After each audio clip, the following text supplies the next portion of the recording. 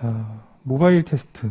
자, 모바일 테스트는 뭐가 중요할까요? 모바일 테스트. 모바일 테스트는 이제 하드웨어의 스펙에 따라서 지원하는 것들이 있고, 또는 이제 플랫폼, 옛날 플랫폼들인데 요즘은 이제 iOS하고 안드로이드만 있죠. 그리고 통신 테스트도 하고, 마켓 쪽 테스트도 하고, 기능 테스트도 합니다.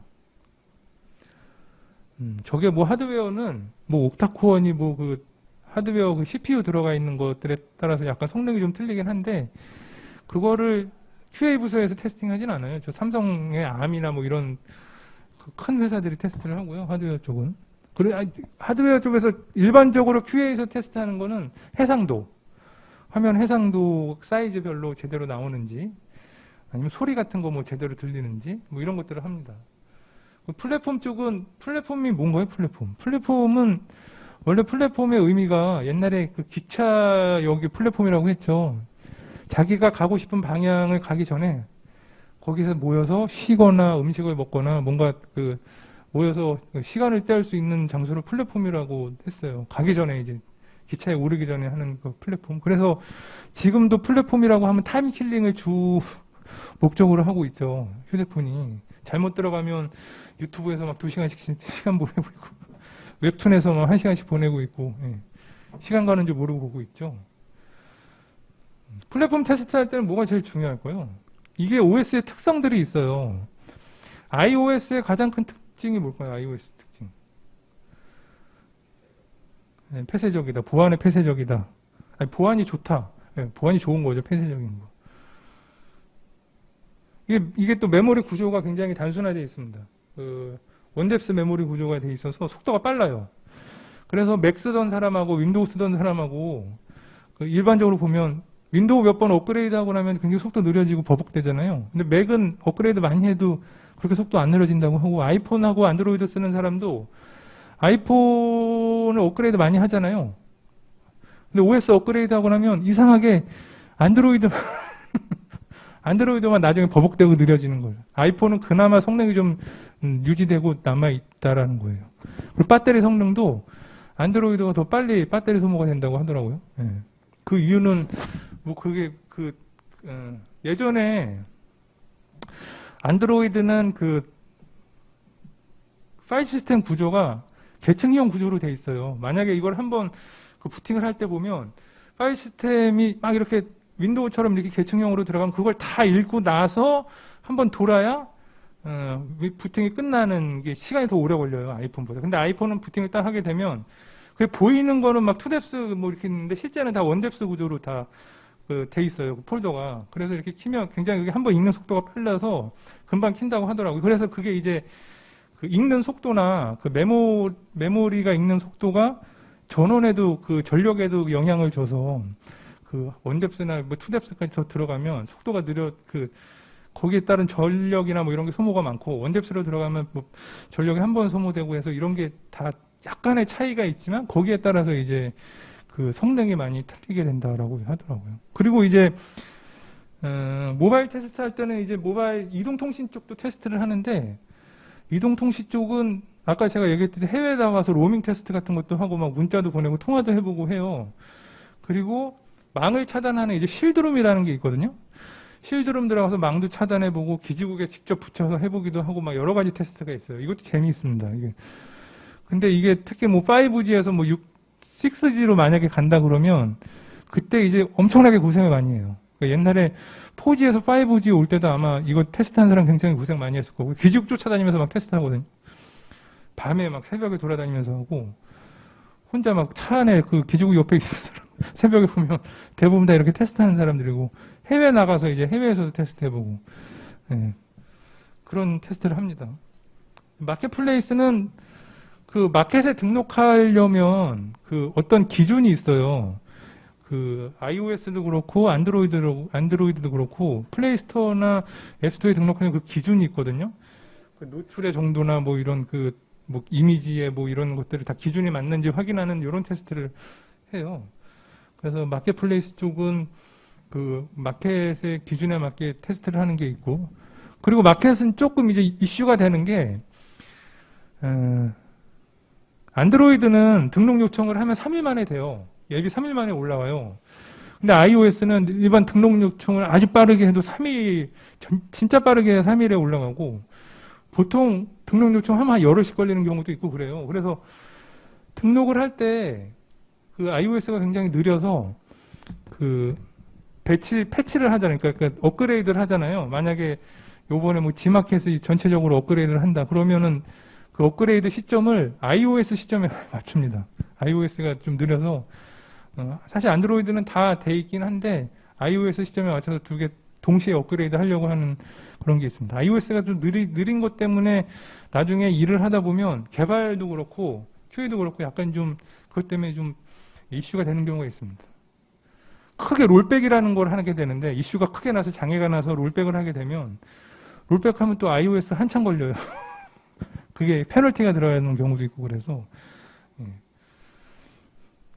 그리고 이 기능 테스트는 기능별로 이 체크를 해서 테스트를 하면 됩니다. 기능이 워낙 많아서 OS도 그렇고 모바일에 기능이 너무 많아서 요즘은 모바일 테스트 하는데 굉장히 시간이 오래 걸리기도 해요.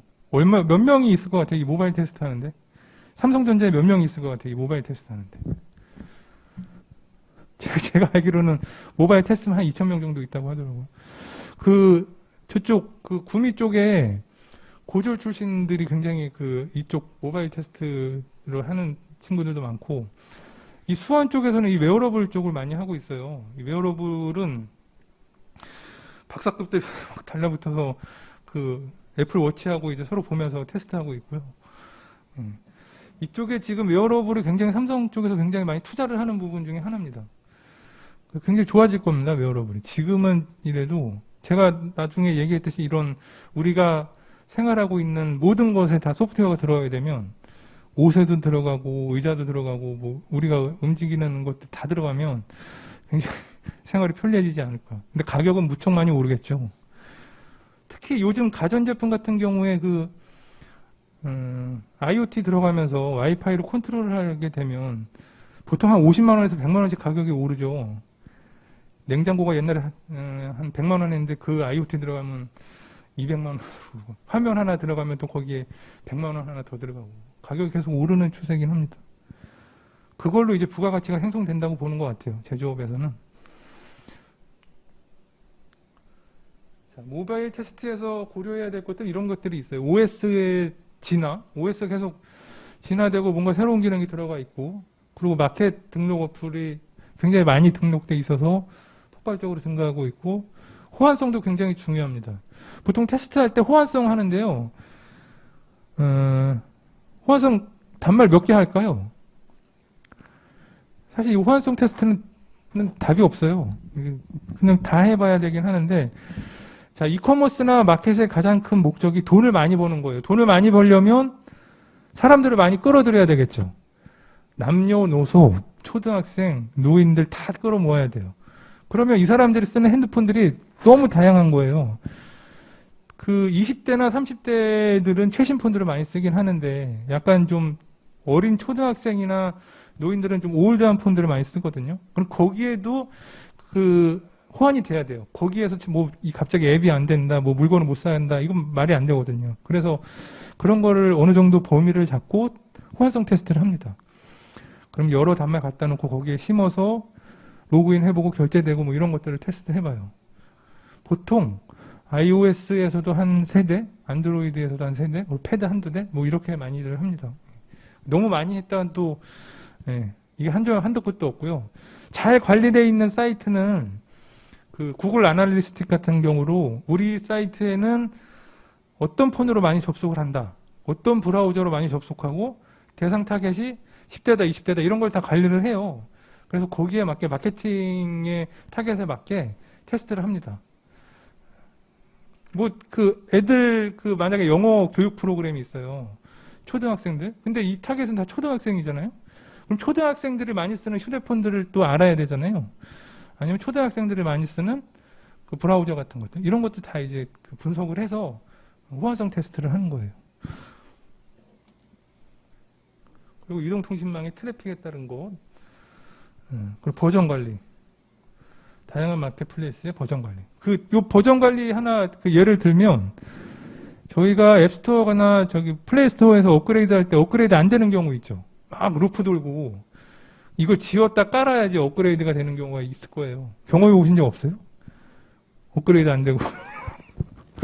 그게 이제 이 버전 정보가 서로 동일하거나 낮은 버전으로 써놓으면 업그레이드가 안 되고요. 지웠다가 다시 깔아야 되는 경우나 아니면은 지웠다 다시 깔아야 되는 경우는 업그레이드가 되는 경우가 있어요. 이런 경우가 아마 많이 사용하다 보면 종종 있을 거예요. 근데 요즘은 없나 보네. 저는 지금도 가끔 있는 것 같던데. 예.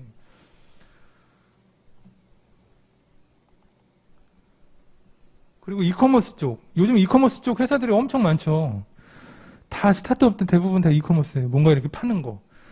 예전에는 그 IT 쪽이 어떤 그 지원을 해주는 의미로 생각을 했는데 지금은 IT가 이제 돈을 메이킹할 수 있는 돈을 창출하고 돈을 창출하거나 뭔가 수익을 창출하거나 부를 생성할 수 있는 게 이제 IT 쪽의 인식으로 많이 변했어요. 그래서 투자도 많이 받고 IT 쪽에서 뭔가 그 정당한 지불을 해서 그 서비스를 하려고 하는 사람들이 굉장히 많아졌어요. 그래서 이커머스 쪽이 굉장히 화랑이고요. 지금 산업 구조를 봐도 이커머스 쪽은 꽤 오랫동안 이제 계속 그 화랑을 갈 거예요. 특히 요번에 이제 그 코로나 때문에 더 크게 화랑이 됐었고, 이커머스 쪽 테스트는 이렇게 프론트 쪽 테스트하는 거랑 백엔드 쪽 테스트하는 게 있고, 이커머스도 똑같아요. 이게 포화성 테스트를 하는데 PC나 모바일이나 이런 OS별로 테스트를 하고 브라우저별로 테스트를 하고 단말별로 테스트를 합니다. 저기 경우의 수가 너무 많아져서 나중에는 네, 굉장히 공수가 많이 들어갑니다. 그럼 만약에 테스트를 만약에 본인이 해요. 개발은 이제 하나 개발해 놓으면 다 올리기만 하면 돼요. 테스트를 하는데 저 테스트 케이스를 한 100개 만들어 놨어요. 그럼 100개 만들어 놓으면 단말별로 100개를 다 할까요? 아니면 브라우저별로 100개를 다 그냥 해볼까요? 사파리도 해보고 구글도 해보고 아니 크롬도 해보고 엣지도 해보고 익스플로러도 해보고 그냥 100개씩 다 테스트 할까요? 테스트 케이스가 100개면? 바보 같은 짓이죠. 이것도 똑같아요. 이것도 마케팅적으로 보면 제일 많이 접속하는 브라우저나 제일 많이 접속하는 단말엔 풀 테스트를 하고 그리고 약간 그 접속률이 낮거나 하는 것들은 이제 그 회귀 검증이라고 해서 회귀 테스트, 리그레션 테스트를 해요. 리그레션 테스트는 아주 중요도가 높거나 아니면 기존에 나왔던 결함에 영향도가 있는 부분들을 뽑아서 테스트를 하게 되죠. 풀 테스트 다 할 필요는 없습니다. 자원이 안 돼요. 사실 보통 그 일을 하게 되면 항상 부족한 게 시간과 자원이에요. 근데 이걸 어떻게 하면 효율적으로 쓸까? 그러면 리스크 테스트 방법을 리스크를 구분을 해서 거기를 자원을 효율적으로 쓸 수 있는 방안을 항상 고려해야 됩니다. 공부할 때도 똑같은 것 같은데 내일 모레 시험인데 항상 시간이 부족하고 뭔가 내가 아는 게 부족하다고 하면 아는 거는 다 제껴놓고 모르는 것만 공부를 한다 뭐 이런 전략이 있잖아요. 그렇게 하는 것처럼 이런 쪽도 그렇게 전략을 세워서 테스트를 해야 됩니다. 의료기기도 이제 테스트를 요즘 의료기기도 굉장히 많아요. 테스트할 게 요즘은 그 병원에서도 이 의료기기 전문 그 사용성 센터를 만들어서 테스트를 합니다. 실제 수술 도구 같은 거 다 만들어 놓고 수술기 같은 거 만들어 놓고 거기에서 이제 이게 적합한지 의료기기 적합성 같은 테스트를 하는데 이게 사실은 제일 좀 그 인명 피해가 발생할 수도 있고 좀 크리티컬한 부분이 좀 있긴 해서 굉장히 시험을 좀 강도 높게 해야 되는 부분 중에 하나입니다. 저는 여기 뭐 치아 가공이나 뭐 이런 엑스레이 찍는 것들 테스트를 해봤는데 이것 말고도 굉장히 수술 장비나 이런 것들 로봇이나 뭐 이런 것들이 굉장히 많아요. 의료 장비도 테스트할 게. 근데 이게 또 되게 그 좋은 직업군의 하나가 의료 직업군이 정보가 공개된 게 별로 없습니다. 그래서 부가가치가 굉장히 높아요. 사람이 알 수가 없어요. 특히 여러분들 그 변호사나 법조계에서 일하는 사람들이나 이런 의사들이 쓰는 용어들 사실은 일상에서 일어나는 그런 현상들을 아주 어려운 걸로 아주 그 본인들이 알 수 있는 고급스러운 언어로 이렇게 장벽을 만들어서 쓰고 있는 거거든요. 근데 다 일상에서 일어나는 일들이에요. 근데 의료 쪽도 사실은 일상에서 일어나는 일을 분석을 해보니까 세포가 뭐 잘못되거나 뭐 이 특정 뭐 어디에서 문제가 났다고 해서 굉장히 장벽을 높게 만드는데 그러면 그럴수록 부가가치가 높아지죠. 금액을 돈을 지불을 많이 해도 모르니까 사람들이 그 내용을 알고 있으면 아 이게 어느 정도의 가치인지 알겠다고 해서 그 시장 경제에 의해서 그 돈을 이게 뭐 가격을 책정을 하는데 이게 모르니까 가격의 주도권을 쥐고 있는 게 그쪽 사람들이에요. 그래서 이런 부분도 굉장히 나중에 굉장히 복합 지식이 필요한 부분이거든요. 의료기기나 이런 것들. 또 요즘은 이런 걸 또 전문으로 교육해 시켜주는 데도 있더라고요. 뭐 성균관대나 이런 데 보면 의료기기 전문 그런 그 학과라든가 그런 게 있어서 이쪽도 테스트 쪽에 굉장히 각광을 받을 거로 보입니다. 그리고 자동차도 전문적으로 테스트를 합니다. 뭐 현대차나 기아차나 보면 요즘 다 자율주행으로 해서 자율주행 테스트를 많이 하긴 하는데 자율주행에도 이제 규격이 있어요. 이 자동차 쪽은 코딩 규격도 있습니다. 이제 미즈라 C라는 코딩 규격이 있어서 코딩은 이렇게 해주세요. 코딩 룰은 이렇게 맞춰주세요라고 하는 그런 국제 규격이 있어서 그렇게 코딩을 해야 되고요. 그리고 몇 라인까지 해주세요라는 이런 구체적인 규격이 있어요. 거기에 맞춰서 해야 되고 또 이런 자율주행 차들은 인공지능이 들어가잖아요. 인공지능이 제일 어려운 게 뭐냐 하면 인공지능은 예상 결과를 예측을 할 수가 없어요. 이게 데이터가 많이 들어가거나 그 데이터가 많이 들어가면 들어갈수록 자기가 예측한 거하고 다른 결과들이 막 나와요.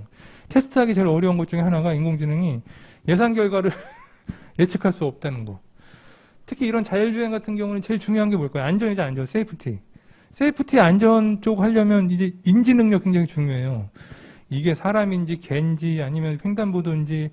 그래서 라벨링 작업 엄청 많이 하죠. 근데 라벨링도 이 사람의 특성을 타기 때문에 이 사람이 실수도 할 수도 있고 아니면 뭔가 잘못된 지시에 의해서 라벨링이 잘못될 수도 있어서 이 자율주행이나 이런 인공지능이 같이 들어간 것들은 굉장히 복잡한 시스템이 될 수 있습니다.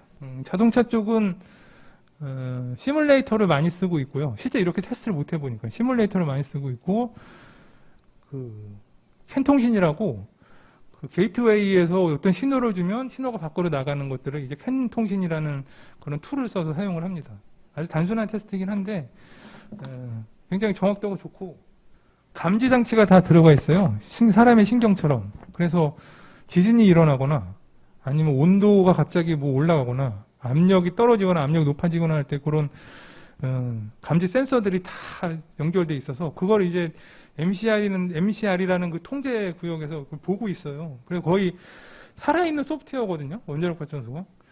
그래서 테스트할 게 굉장히 많고 요즘 인공지능 굉장히 핫한데 인공지능 AI 배우시나요? 정기 과목에 있죠, AI. 저 때도 배웠는데 저 때는 되게 AI가 기술이 없었는데 요즘은 AI 굉장히 기술이 좋아지고 있어요. 혹시 AI CNN이나 RNN이나 이런 거로 개발 알고리즘 한번 넣어서 해보신 적 있으세요? AI는 생각하는 컨셉에 따라서 시간에 따라 변화. 옛날에 AI라고 생각했던 게 지금은 AI가 아니고요. AI 쪽은 혹시 이미테이션 게임이라는 영화 보셨어요? 앨런 튜링 나오는. 그 이미테이션 게임에 보면 앨런 튜링이 전쟁을 거의 막은 거의 장본이잖아요. 일부러 공격을 하게 하고 기다렸다가 또 다시 공격하고 이미 다 어디를 공격할 때를 다 알고 있고 그거를 인공지능 무슨 로봇이야? 거기 하여튼 거기에서 다 빼내서 하는 것들인데 그게 이제 인공지능의 시초라고 보고 있고 옛날의 인공지능은 지금의 인공지능이라고 보지 않는다. 너무 단순하다.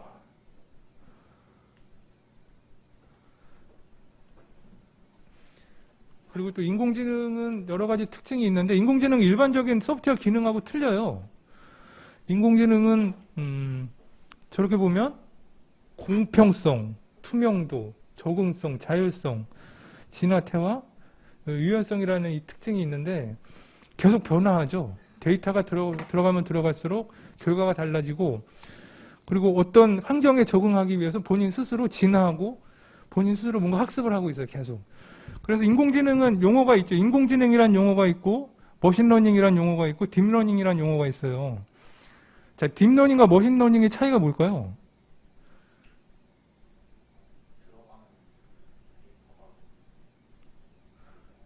데이터가 다르다. 인공지능에서 그 머신러닝과 딥러닝의 가장 큰 차이는 인간의 개입입니다. 인간의 개입. 딥러닝은 인간의 개입 없이 계속 스스로 혼자 데이터를 받아서 학습하고 혼자 스스로 학습하고 있고, 예, 머신러닝은 사람의 개입이 들어가서 사람의 개입에 의해서 이 학습을 하는 게 이제 머신러닝으로 들어가 있습니다. 자, 그리고 요즘 이제 그 인공지능 쪽에서 그 29119의 11이라는 쪽에서 이제 인공지능이 너무 테스트하기가 어려우니까 요거 이제 국제 표준에 규격화하고 있는 작업을 저희 회사에서 하고 있습니다. 그래서 인공지능은 보면 메타모픽 테스팅이 굉장히 또 틀린 것 중에 하나예요. 이 메타모픽 테스팅이라는 건 테스트를 하다가 기본 인풋 값을 넣었다가 중간에 변형을 시켜서 변형된 값을 넣어서 다른 결과가 나오는 걸 확인하는 거예요. 일반적으로 테스트는 처음에 인풋 값이 들어가면 그 인풋 값이 어떻게 나오는지를 확인하는데, 이 메타모픽 인공지능 쪽에서는 처음에 들어간 데이터를 한번 가공을 해서 이걸 변형을 한 다음에 또 데이터를 넣어서 변형된 데이터를 넣어서 결과값을 확인하는 이런 기법을 쓰고 있습니다. 그리고 여기 보면 뭐 백투백 테스트나 A/B 테스팅은 일반적으로 테스팅 기법에서 많이 쓰는 거예요. 이게 A/B 테스팅은 어떤 UI 환경이 요번에는 파란색으로 버튼을 만들었는데 빨간색으로 만드니까 어떻습니까? 하고 사람들한테 뿌려서 이 사람들이 선호하는 게 빨간색인지 파란색인지 구분을 해서 파란색이 많다고 하면 파란색으로 버튼을 만드는 걸 A/B 테스팅이라고 하고, 백투백 테스팅은 똑같은 그 인풋 값이 들어가는 어떤 시스템에 아웃풋이 나오잖아요. 그럼 그런 유사한 그 시스템을 만들어서 이걸 뭐 그 유사한 시스템이 있거나 그걸 만들어서 똑같이 데이터를 넣어보고 그 결과가 나오는지 비교하는 컴페어러블 테스트라고 해요. 그래서 그 백투백 테스팅이라고 하고, 이게 이제 인공지능 기법에서 많이 쓰는 것들.